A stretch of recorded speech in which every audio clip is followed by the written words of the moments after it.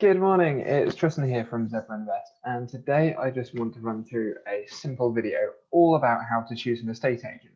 And the reason it's come up today and the reason I'm running through it is I saw on a forum the other day people talking about how they've gone about finding estate agents and how you can kind of motivate them to get a deal across the line and to get them best sale. So there's two different ways I think of doing this. So I'm just going to quickly show my screen and run you through what I've been up to.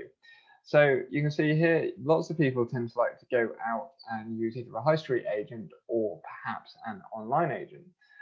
The difference of the two between you can say a high street one and an online one is usually the difference in price.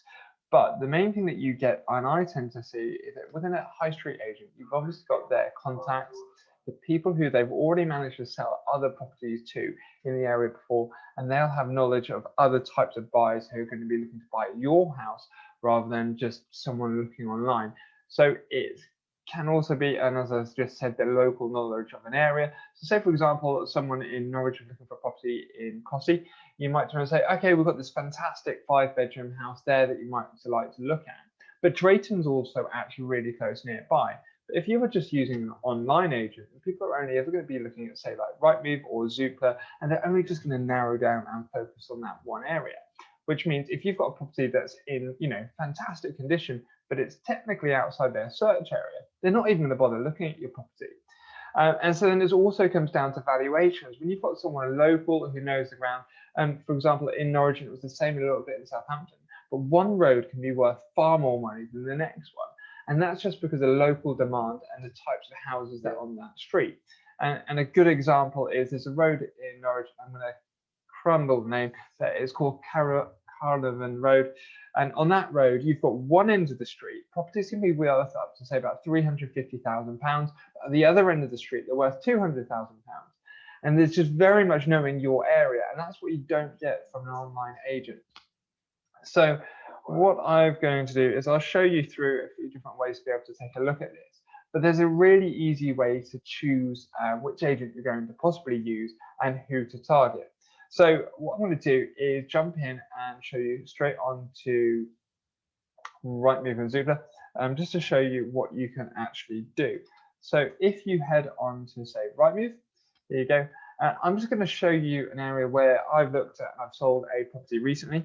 So if you go to SO198PP, you'll be able to find a, I think, rather nice 2-bedroom property. But what we're going to do here is we're going to turn around and say, look, we've got 2-bedroom properties in the area. We're going to click include areas that are sold and the type of property that we've got. So say, for example, we're looking at a house, that's what we're looking to sell there. So we click find properties. And look, so what you've done there straight away is you can see I've actually included sold. But if you don't include the sold properties in the area, you can see how many properties are in the area, who they're listed on the market for sale with, how long they've been on for, because they're also giving you the dates, how long those properties have been on for. And you can see here, look, Connells have got one and Leaders have got another.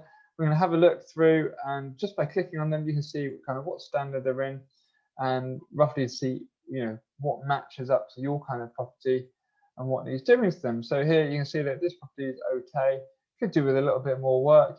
But you've got an idea there. And then you've got this other one here on Dempsey Close. And again, that's in okay condition. But what you can then do is if you repeat the same thing, but you include the ones that are sold under offer, you see, look, 8 results are now coming up. So that's 8 properties that have been sold in the area. So instead, what you can do is you can turn and say, look, okay, my property, that's a semi-detached house that sold quite well with White and Guard. They've got a decent price for that. Morris Dibben, they've clearly done quite well at 250, or probably around that. And then look here again, White and Guard, they've got another one here for 250 on a 2-bedroom. And again, see here you go. So White and Guard have come up twice there. Stanford's have just come up to 1. So you see when they were put on the market.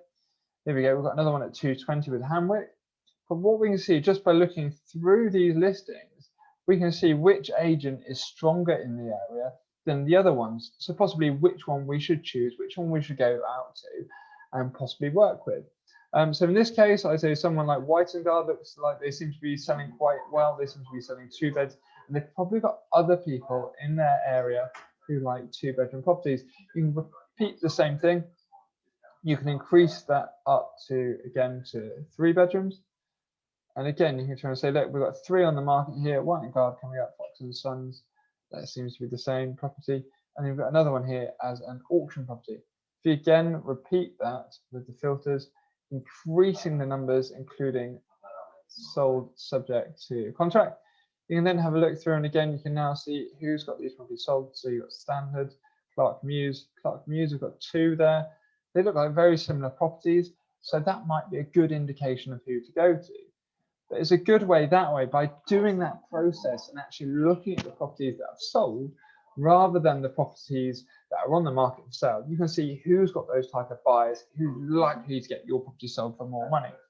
So then you can turn around and look at that and see who's got subject sold to contract, who's got the best price, so who looks like they're achieving more for your kind of property that you're looking to sell at.